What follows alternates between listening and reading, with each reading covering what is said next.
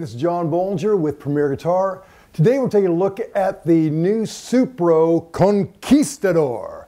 Now before I tell you all about this, go ahead and subscribe right now. Okay, you've subscribed, thank you. So the Conquistador is a future retro fantasy instrument that is a collaboration with Supro and Nashville-based guitarist Ford Thurston. And I really love what they're doing because it has that classic Supro vibe to it, but it is a very modern instrument. Kind of taking the best from the past and adding today's goodies to it. It is roughly the same size as a 335. In fact, they say it fits right in a 335 hard shell case. But here's where it gets really interesting. First of all, let's talk about my favorite ingredient, the pickups. This gold foil single coil is really a unique tone. I came in kind of getting that Stratty thing. It was an homage to Hendrix, who, by the way, started out with a Supro Ozark, 1957, I think was his. So, now again, when he was, this had nothing to do with his career, that's just where it started. But this guitar, I think that neck pickup has such a rich, interesting voice to it, you know. It's got like a, you know, like a total jazzy thing. And take out that delay.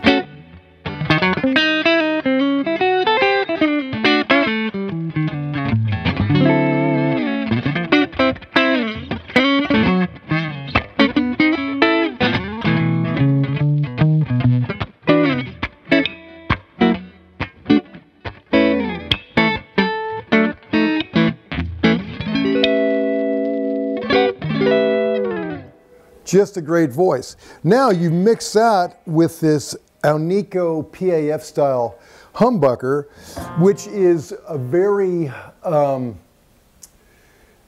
true to original PAFs. They have a real clarity to them and they're not overwound. And it's a good pairing with this single coil. Volume is pretty similar. It's not like, you know, sometimes when you have a humbucker and a single coil together on a guitar, they're wildly different volumes. This, pretty close.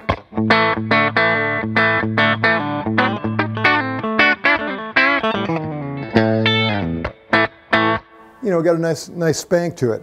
In between,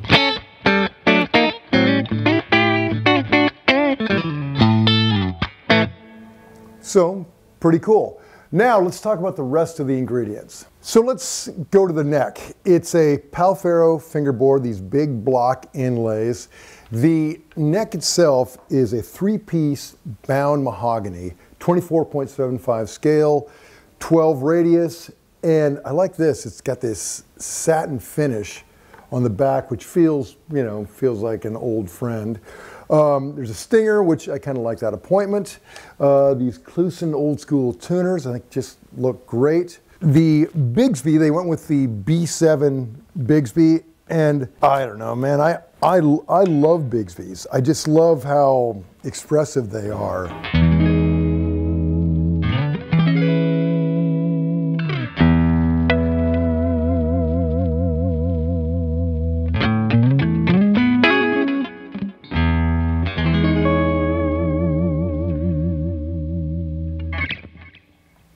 Now I've been beating this thing like it owes me money, and it's pretty much in tune.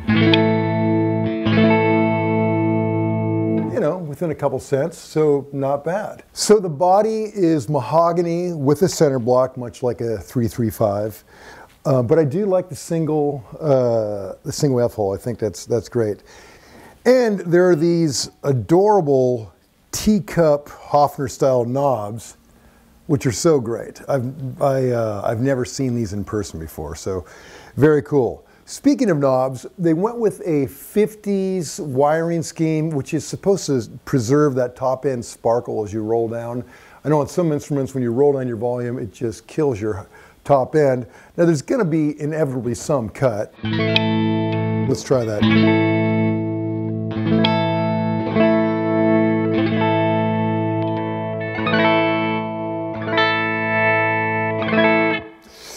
it does preserve a lot of that high end. So, love that. I love the three-way blade control, almost like a, you know, kind of very Stratty, Telly-ish. So, very cool. And then to top it all off, you've got a Tune-o-matic with nylon saddles on this bridge.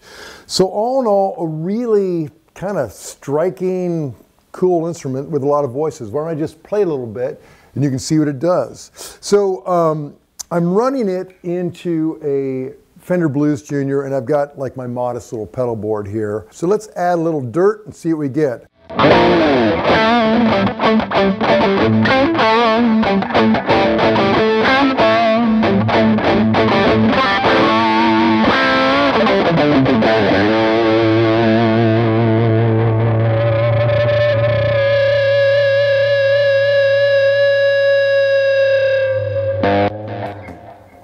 Wow, man, I'm really not that loud, but that's the beauty of having a hollow body or even a semi-hollow body. It is a little bit more alive and you do kind of fall into those kind of harmonic-y, overtone, feedbacky bits.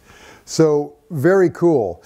And this thing comes in at about $1,000, which, you know, I mean, that seems like a bargain for an instrument like this. So you can kind of tell when a guitar player is involved in the design process. So Ford Thurston, he works a lot. A guy around Nashville, I know, and he works a lot. And he's kind of come up with what works best for, you know, for the working musician.